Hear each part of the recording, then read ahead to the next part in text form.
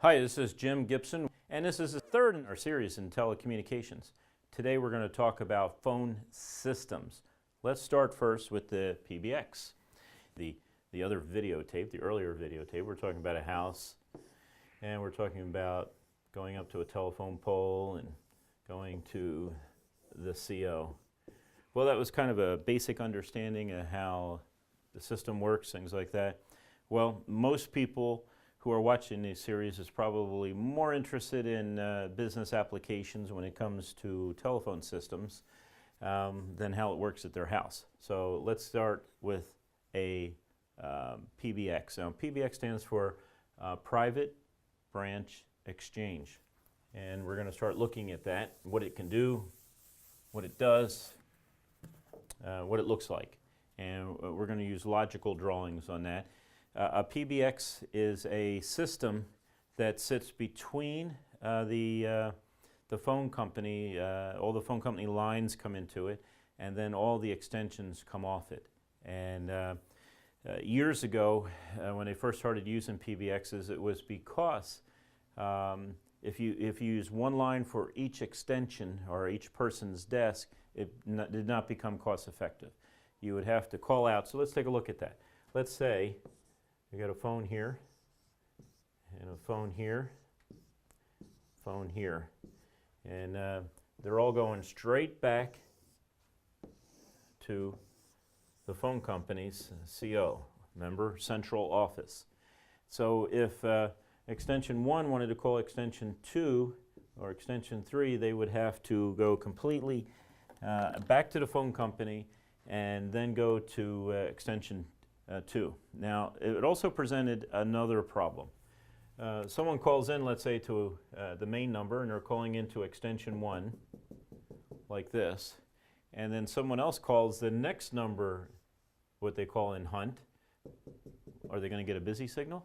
Does it go to this one?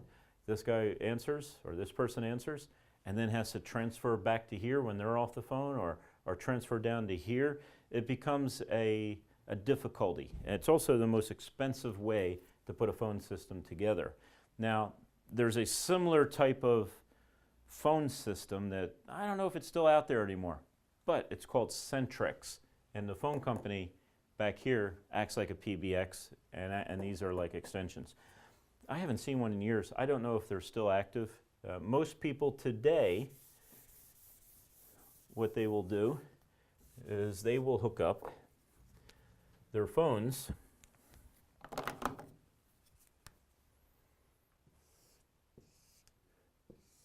to what's called a PBX, and these now become extensions off the PBX. So what happens also is you don't need as many lines because, you know, not everyone picking up a phone and making a phone call is making an outside phone call. They're calling from this extension to that one. So you don't need all the lines that you know, for each single extension. Now, each single extension does need an extension number, and usually that's a 2 to 4 digit code, unless, of course, you're calling someone like Dell, then it's like 8 digits long. But in this case, this is just an example of 3 extensions. PBXs sometimes can get very large, into the thousands. But they tend to save money for the business because the business does not have to put a line to every single phone. And it's also more flexible, as I just explained.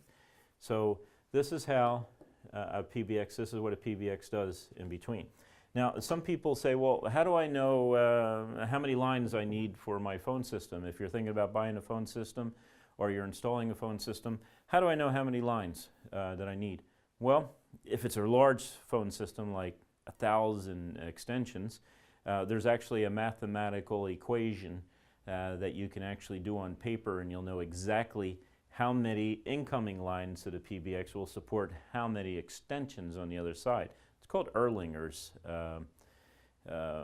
theorem, and Erlanger was an English guy, if I remember right, that had to figure out when the ship would leave at the end of the river to come up the river to pull into a dock just as another ship was leaving.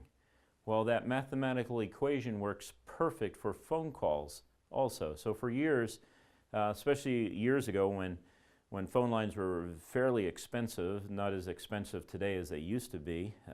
Thank God for deregulation. But when they were very expensive, you had to really engineer these systems to make sure you didn't over-trunk the system. Now, a trunk line, let me divert a little bit, is any line that goes between two switches. So this is considered a trunk line. Two trunk lines right there. Anything that goes between two switches is a trunk line. So you don't want to over-trunk because you're wasting money each month, right? It still costs money.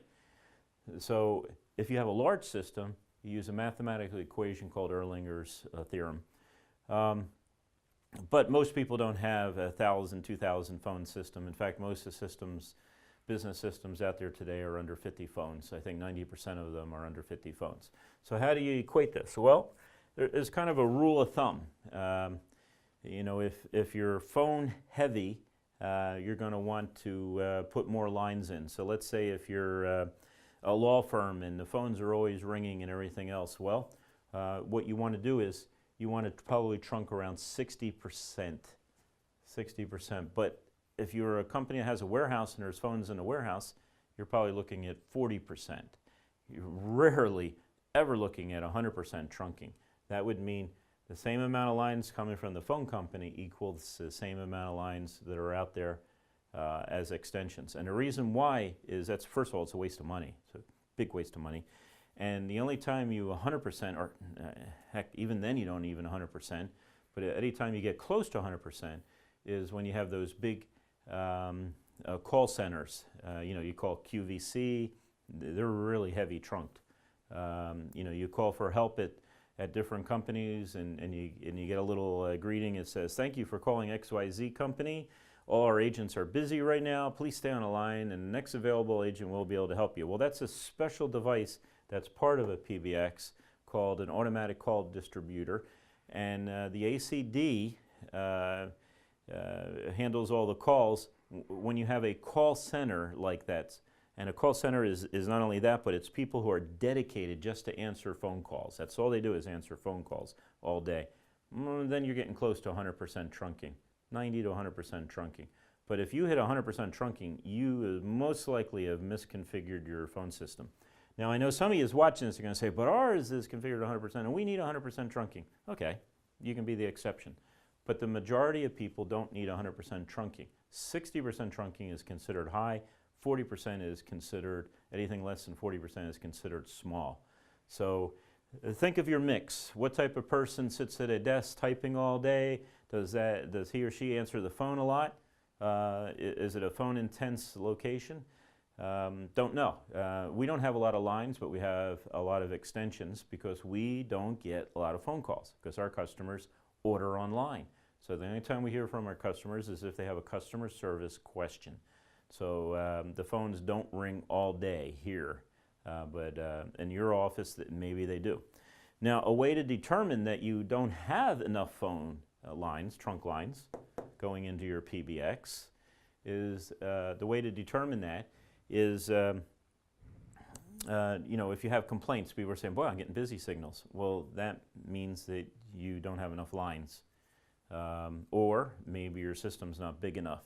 That even if you got more lines, you wouldn't have enough people to answer all the lines, to answer in such a way that's timely. And there's ways to train your employees to answer timely questions when they're at their desk, and how to get right to the point, things like that. It's called coaching. And there's ways to design a ACD in such a way that you know how to staff a call center. But let me tell you, if you're dealing with large ACD, you know how to staff your call center if you have one of those. I'm just giving you some background in that. And there are softwares that would actually tell you how many agents you need in a call center. Not to get diverted, let's stay on track. So you have these lines coming in according to your industry. Again, it's different for each industry based on phone usage. But you can have a lot of lines coming in. There can be, you know, hundreds, maybe even thousands of lines. And of course, you just have more and more phones, extensions out here. Well, these lines just aren't sitting out there doing nothing. They have to be arranged in a proper order. So what you need to do is you need to have what's called a hunt group. And a hunt group is lines that if the first line is busy, it goes to the second. And if these two lines are busy, it goes to the third. And if these three lines are busy, it will go to the fourth line. So the phone system knows that if these are busy right here, that it just routes the call to the next one. And if that one's busy, routes the call to the next. And then, if all lines are busy, does a quick check all the way back to the beginning to see if there's any open lines in between. But there's a certain order that that phone company checks your lines to send you a call. Now, your customer only sent you, or only dialed one number. And that number they dialed is called the pilot number. And that's your first number in your hunt group. That's called a pilot number. So they may dial that number, 76043952200. That's our pilot number in Nova. So if someone's on that line, then they go to the next line. Now, you know what's interesting is the only number you should be concerned about when you're ordering lines, and in the next segment we're going to talk about ordering lines, but the only number you should be concerned about is making sure you get a good number here with a lot of duplicates. See, it's 5200, and sometimes you have to push the phone company a little bit to get the number that sounds good. Try to stay away from something that just sounds really random. Also, some people say, well, you know, I sell shoes, and so I want the number that matches the word shoe. Okay, well, be careful with that, because sometimes people don't remember that. Just know your number is really random. So you want a good pilot number. Now, the other numbers, it really doesn't matter what they are. It can be anything, because you're never going to publicize those other numbers. You're only going to publicize your pilot number. And of course, as a side note here, fax number.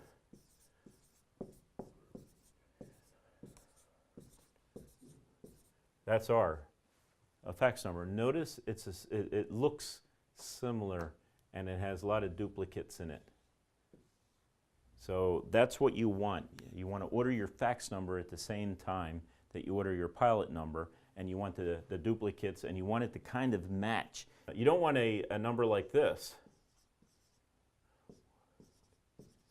because this is so much different that it would be hard to remember for someone who's faxing you. You need something that looks like they're related in the numbers. And again, if you just go to a phone company and order numbers, they'll just give you a random number. You got to ask for a really good pilot number. Then you need to tell them about numbers in Hunt. So let's talk some more about the PBX. Okay, what we see here is a PBX, and actually this one expands out to about 1,000 phones. But this is just the main cabinet. And some of the things I wanted to point out about the main cabinet is it has these cards in here. And right now this is not in service. We don't have it plugged in, or else you'd see all the lights working and all. But this is an extension, a phone system extension. This is a T1 circuit. We'll talk about T1 circuits on the next video. This circuit's an interesting card, and this is what PBX has. They have a lot of these cards that slide in. This one is for voice over IP telephones, VoIP telephones. And of course another phone circuit here. And then what we have here is we have the control plane here. So this is the processor. These three cards here are the ones that process the call. Calls coming in, calls going out, all the features on the phone, things like that. And of course a power supply. So any PBX that you have are basically going to have the same components. They're going to have what they call line cards, and line cards can either be for telephones or incoming lines, and they're going to have a processor, and the processor's here, and they're going to have a power supply. Now, what's unique about this is this little side note, is this is a battery pack that you can't see. I don't think you can see it on the video. It's off to the side, very small, by the way, and it plugs into the phone system right there. Of course, it's not cabled right. It has to go through the slots and all. But if the phone system loses power, it switches to batteries. And from what I understand and from what I know, Toshiba is the only one that does that. This is not a UPS. This is a battery backup. They last 10 times longer than UPS, but this is what it has. Also, Toshiba is one of the few manufacturers that not only can do analog phones, digital phones, but it can also do voice over IP telephones and circuits. And so you have all that mix right in here. And you have the ability to go up to 1,000 phones. So this is a pretty significant system, pretty reliable, one of the longest mean time for failures when it comes to telephone systems. And remember, telephone systems is a little different than your computer. It's on 24 hours a day, 7 days a week, 365 days a year. And the requirement, the standard requirement on telephone systems, which far surpasses any other equipment that you're ever familiar with, is what they call 5 nines. It has to work for a minimum of 99.999% of the time. So that is pretty good percentage, 5 nines. And of course, Toshiba far surpasses that. It's known to be a very bulletproof phone system. And our parent company, Noah Voice and Data Systems, has been selling this system for years, primarily because of its reliability and its price. One of the best phone systems on the market, if not the best. It just has so many features that it's just an excellent system. But remember, phone systems are different than computer systems, even though now they really are computers. They are different because they have to be up 24/7, 365 days a year, and then they have to function for a minimum of 7 years.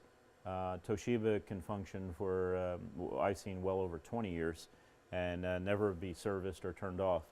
But 5 to 7 years is the norm on telephone systems.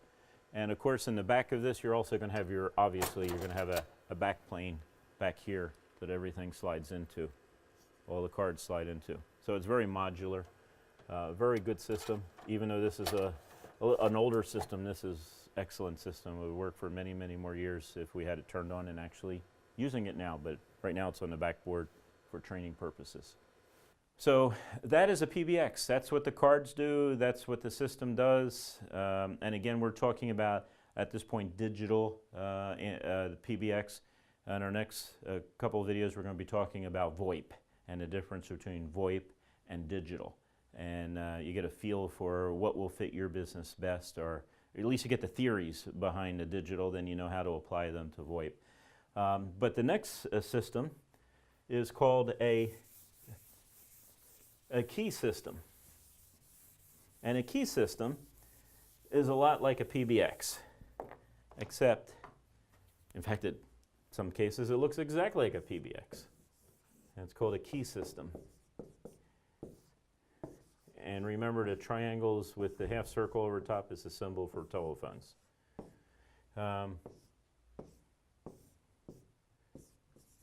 So a key system is usually a smaller type of PBX. And the difference between a key system and a PBX? Well, a PBX normally have what's called PBX functionality. So that means if you want an outside line, you dial 9. Where a key system, you have the keys off to the right. If you want an outside line, you push the outside line number. You push that number on your phone. And that's called a key system. Now, for years, the phone company has called telephones keys. I don't know why, but that's what they called them back in the 50s, 60s. So that's where the word came out with key systems. So it's a dial 9 is a PBX, and the push are directly access a number on a button, which they call a key. You can, if you have a system where you directly access a line on that button, well, that's called a key system. Now I'm really going to confuse you, because you really don't have any key systems or PBXs anymore.